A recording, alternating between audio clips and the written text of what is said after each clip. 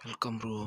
Jadi kali ini aku membagikan kembali yaitu sebuah aplikasi premium. Itu nama aplikasinya ChatGPT 4 ya.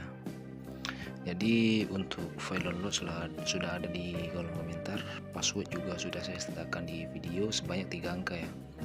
Dan untuk aplikasi ini bisa kalian sesuaikan mau bahasa Inggris atau bahasa Indonesia atau bahasa apa.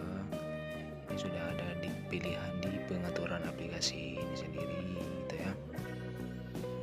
Oke bro, sekian, selamat menonton, terima kasih.